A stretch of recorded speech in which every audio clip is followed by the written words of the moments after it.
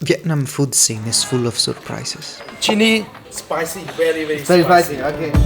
especially if you're willing to step into places where most foreigners won't. Today I'm trying horse meat, a local delicacy in northern Vietnam, before making my way up to the tallest peak in Indochina, 3,143 meters above the sea level. sampling more regional specialties along the way and ending the day with another unique dish, black chicken inside a pumpkin stew. But if you're anything like me, you wouldn't want to skip a quiet and comforting hotel breakfast, especially when it's free.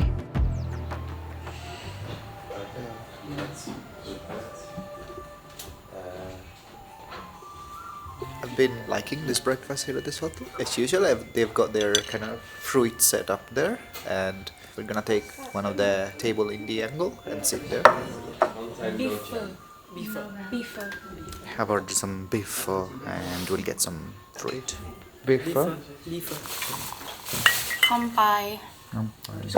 Church in Japanese. You've been to Japan? I don't want to get too stuffed from breakfast, so I'm just gonna have some light breakfast, just some fruits, some coffee, and then we'll get like a beef.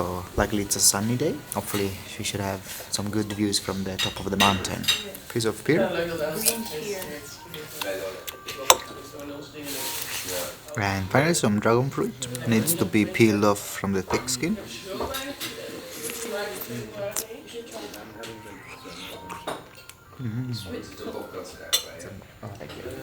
Thank you.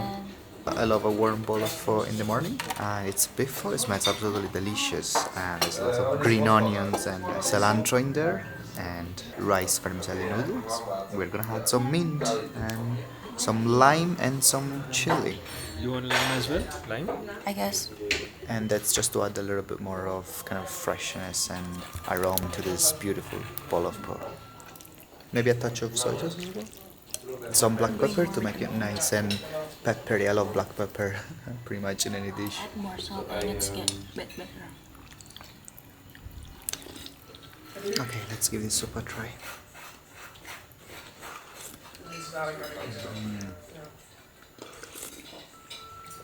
Yeah, it's comfort food here in Vietnam. Tastes a lot like beef stock, and the beef flavor in there is just right. Obviously dominated by the cilantro flavor and the onion. And a hint of spice from these chilies.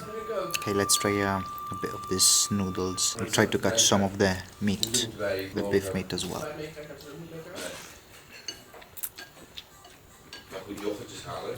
The beef is nice and tender. There's not a lot of meat, and you're not supposed to have a lot of meat in there. It's just really to give like a beefy flavor into the soup.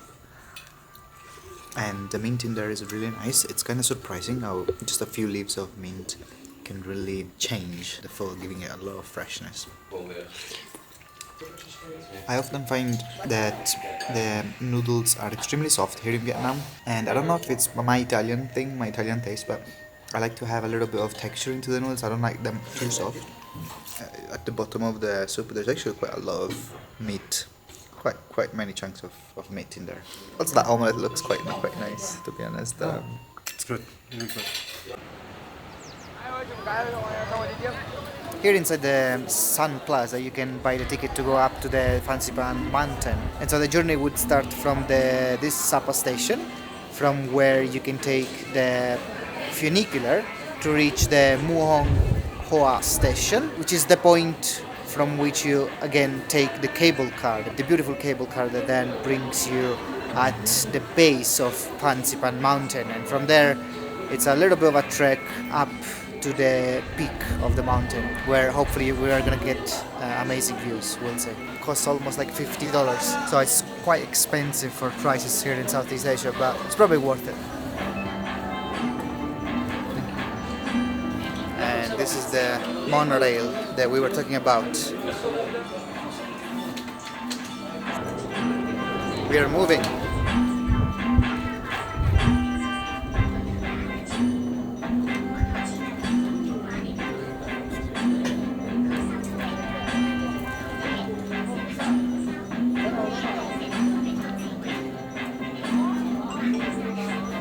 This is the station. It's a beautiful kind of Art Nouveau style of station. It's called Muong Hua. And from here we go up there. That's where we take the cable car that takes us to the base of the mountain. then we'll have to reach the top. But this kind of station, you also get like some kind of gardens which you can walk through.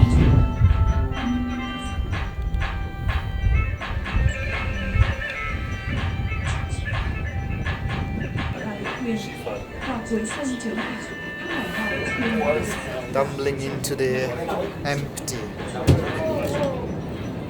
It's kind of scary actually. There's a lot of wind and this cable car is kind of shaking and it's quite an experience. The views are amazing. You can see the rice terrace, the agricultural lands, the little town and villages. We're going up and up. There are at least like 2-3 segments to cover and then we'll be on the top of Fansipan.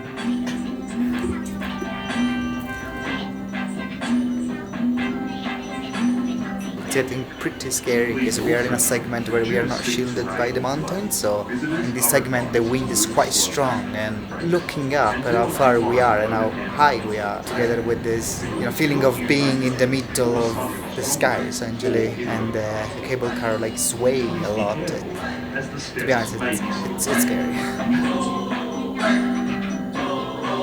Look at that mountain, it looks like a gorilla face.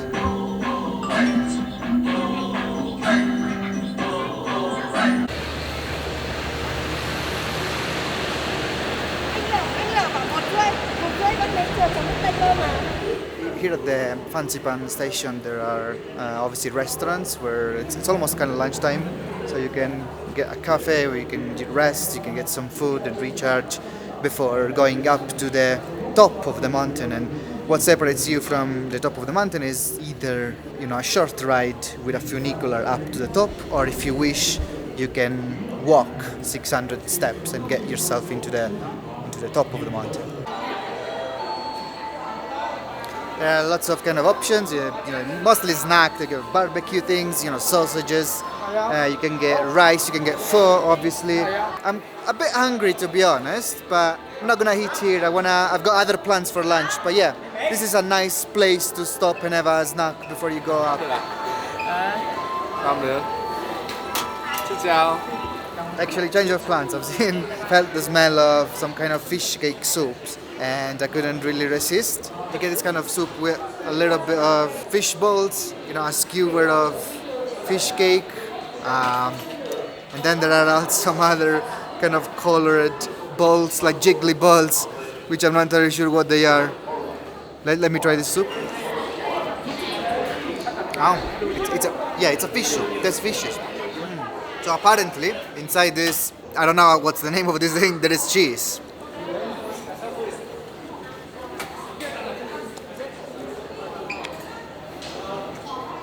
I'm not quite sure what I'm eating, but this is like a fish cake, to be honest.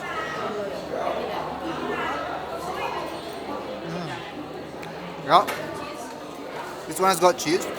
Then we got this kind of skewers, piping hot and fuming fish cake. To be honest, at the first instance it looked like an intestine to me, but I don't think it's intestine, I think it's fish cake. I'll give it a try. It's piping hot.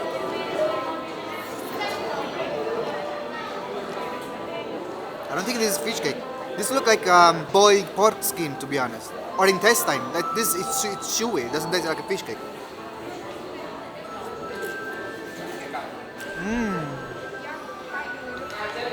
Yeah, it's pork something, either pork skin or pork intestine. Maybe I'm wrong, but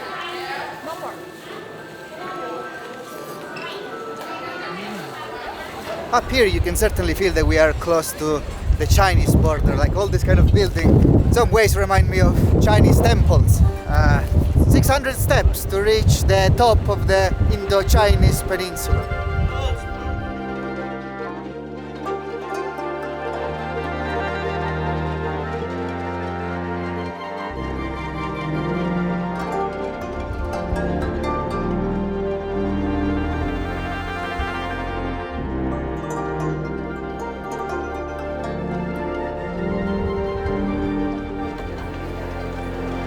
Here we go, the peak of Fansipan, 3,143 meters above the sea level. You can see the clouds, you can almost touch them.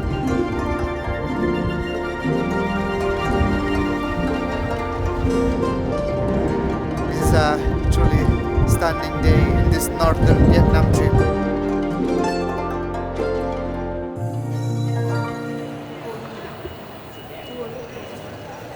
there we go. That was Fansipan. We are back to Sapa town.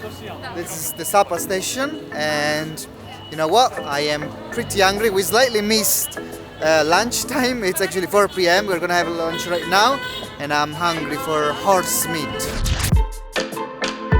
In northern Vietnam, horses have long been more than just transport. They are part of life, tradition, and for some, cuisine. In the highlands, horse meat is a delicacy, slow cooked in rich broths or grilled over open flames. And I'm very willing to understand this tradition, so I'm heading to a restaurant that specializes in it.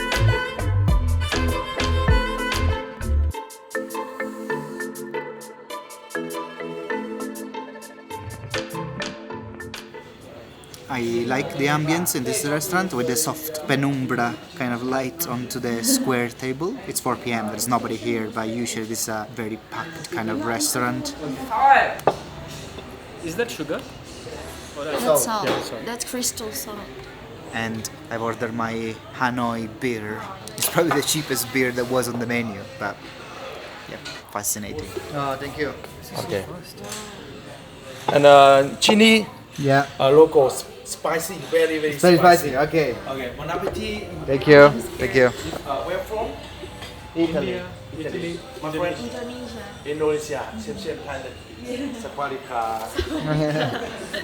My bowl of horse meat soup has actually arrived extremely fast. There are a mix of offal inside, cilantro on the top, and lots of black pepper. And the chef gave me also a bowl of orange kind of spicy sauce. Kind of warned me that this is extremely spicy and goes with the horse meat. All right, okay. You want me for you? And a fuming plate of grilled horse meat has also arrived on a bed of onions. Looks absolutely delicious. It's piping hot, it's still grilling on the stone, on the hot stone. And there is again some cilantro and sesame seeds sprinkled on the top. Okay, let's have a look at this soup. It's absolutely packed with pieces of meat and variety of organs, but also kind of lean meat. You've got the intestines, spleen, you've got fatty pieces of meat with skin on, liver inside. The intestine rings are beautiful, and I want to try the soup first actually. Oh yeah, beefy kind of flavor. And obviously again the cilantro comes in nicely. A lot of black pepper flavor and slightly oily. But the umami flavors over 9,000. I'll try this piece of meat with a bit of skin on. Oh, I love that piece. Almost like boiled pork belly. You've got the skin, the fat in the middle, and all the lean meat on the bottom. Bon appetit. Some boiled cabbage. I believe cabbage has arrived. I want to try one of these kind of pieces of intestine into the chili sauce. He warned me that this kind of spicy sauce is really spicy, so I'm gonna try to dip it slightly.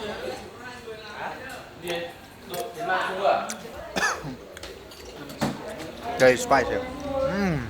The intestine is nice and chewy, but you don't have to chew a lot before it's becoming swallowable. Yum.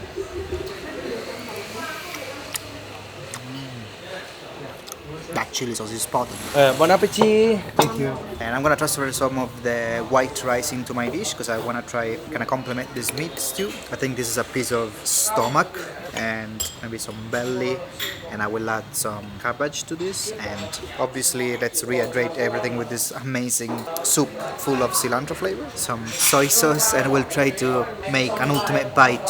We'll try to get everything into the same spoon. Yeah, I love that cabbage. It's been steamed. There's no season at all. You kind of need a little bit of soy sauce and greens to kind of counterbalance this kind of greasy and chewy meat. Okay, so Keenan just advising me to put some of the rice into the small bowl so I can put some soup into the rice, and I will do just that. We'll add some pieces of meat, a squeeze of lemon. I don't know what that piece is. It looks extremely fatty, like yellow fat or something. It's a little bit of a wet rice in a soup. I don't know how do you want to call this.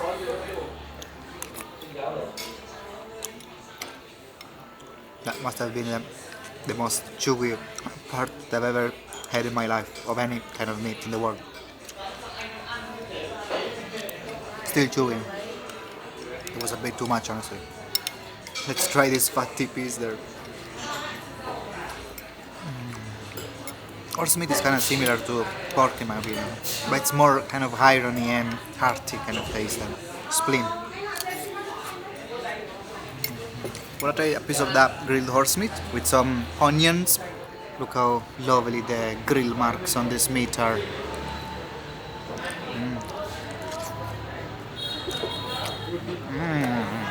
So good.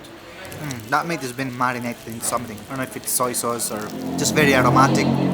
But yeah, this horse meat stew is all about, you know, the changes in texture that you have got when you eat it. It's mostly chewy, but different types of chewiness. And yeah, I'm just having a lot of fun chewing on these pieces, and this chili sauce is also amazing. I'm gonna add some onto the rice.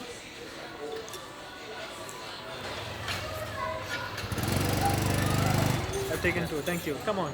Oh, thank you. What happened was, Oh, so that's nice. They offered some kind of, how do you call this? Mandarin, Chinese Mandarin or something, right? Nice, very nice of them. Like some form of fruity acidity after that horse meat stew. This is the best complimentary service that I've had here in Sapa.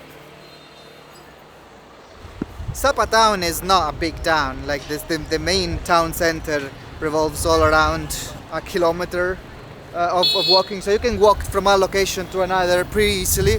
All the restaurants, all the main spots, all the cafes within the town are concentrated in a quite restricted area. So, and this is quite a famous one, Kong Cafe, famous specifically for some kind of coconut coffee.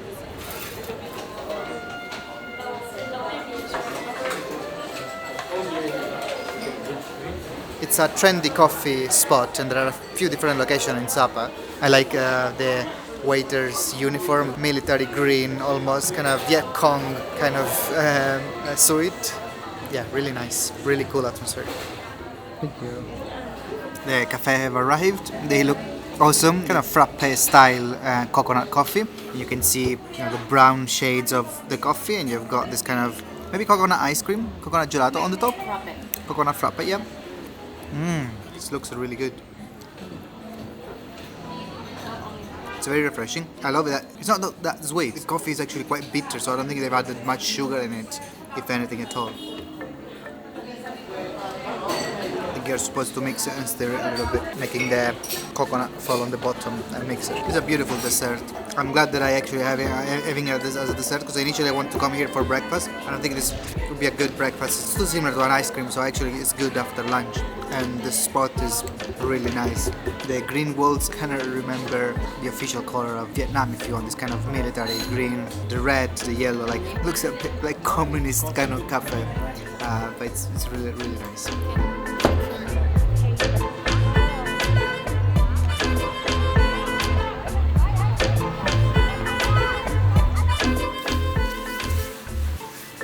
It's time to switch hotel.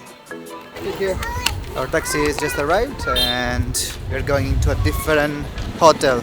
The Sapa Elite Hotel has been really nice, a family-run hotel and beautiful views from the top. And I highly suggest if you come to Sapa, if you want somewhere to stay which is nice to the city center. There we go.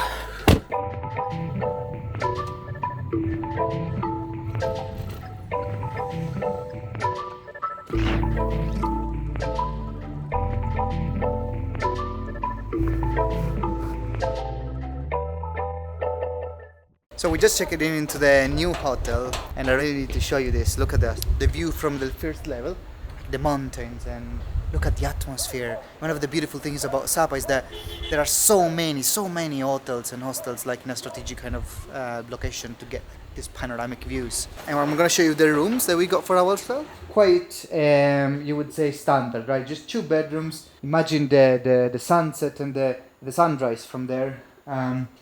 We've got a swing as well. Now I want to bring you upstairs where Keenan has got her own room. And let's go upstairs. Look at this. There is a boat here. Look what a beautiful terrace. And you've got the rooms here. Look at this bed. Beautiful bed with a large window. Yeah. It's a nice hotel, and it's relatively close to the town center, so we can go still for the restaurants and the cafes We're gonna rest. Where? Oh yeah, that's not our spool. I think we're gonna rest for a few hours and then again hit the road because we need to go for dinner. It's gonna be a little bit of a late dinner because I had, you know, my lunch at 4 p.m. But I will see you in a bit. Also, want to show you. Look at this outdoor kitchen that we've got here. Cooking plate, absolutely modern, and this is all outside. You know, it's not an inside; it's an outside kitchen. Very modern, right? Well, there are two of them. So another cooking plate. There's a cooker in there, sink, and what a lovely hotel. So it's kind of a communal environment. So these are all different rooms. We've got that one. And you can come and cook here outside and just sit at the communal table, and while you dine, you enjoy this kind of view. I don't know. I'm speechless. This is a beautiful. It's not even that cost. I think we were paying like £50 for 2 nights.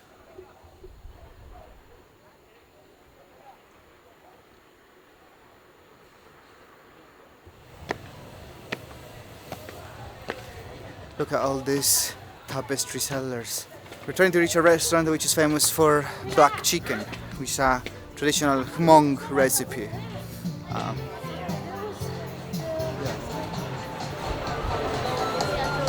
Thank you.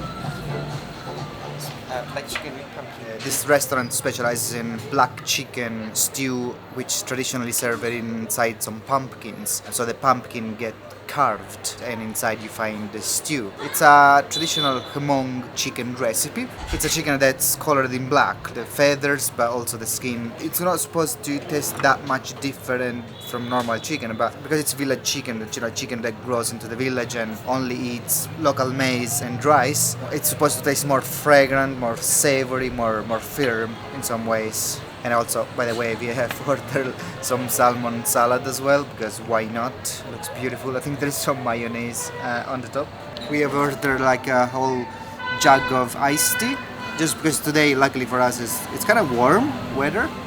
And also we have been served a little bit of, looks like pink salt or something, mixed with chili, and we're supposed to squeeze some lemon on top, and that's just to kind of dip the pieces of chicken into that. The stew looks beautiful. There are some kind of fruits. I've seen these fruits. I'm not really sure what they look like dates, but they are not. I think they're some kind of different plum or something.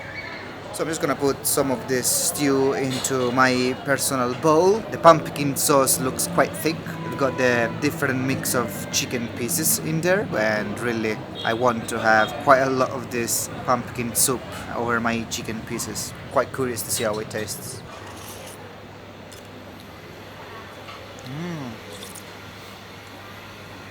Yeah, nice and thick. I think it's pumpkin, but also mixed veggies inside. You can certainly taste carrots, cilantro, and black pepper as well. So it's kind of a vegetable stew, obviously with a main component of pumpkin. Yeah, I'm not really sure what that long thing is, but I've got one as well. Veggies. Roots. Roots. Yeah, it's not mushroom. I don't know. I don't recognize that. Let's try one chicken piece.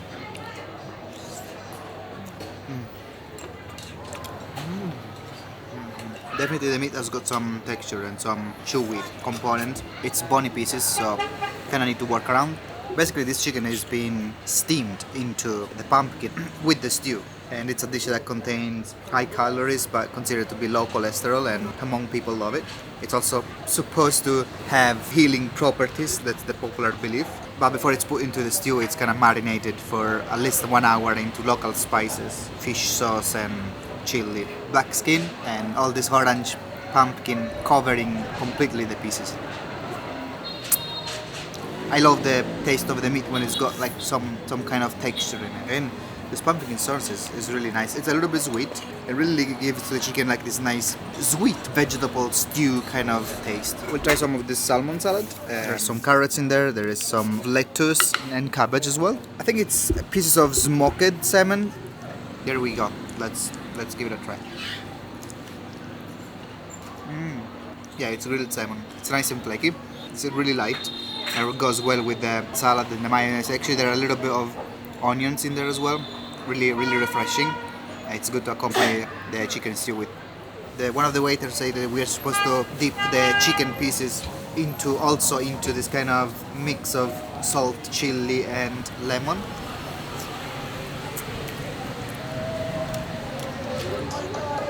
Oh, that makes it extremely salty. It's burning my lips. Once you finish the chicken, you need to collect all this beautiful stew. And actually, it's a proper vegetable stew on the bottom. There are carrots, there are even pieces of potatoes, and you can scrap obviously the pumpkin from the bottom.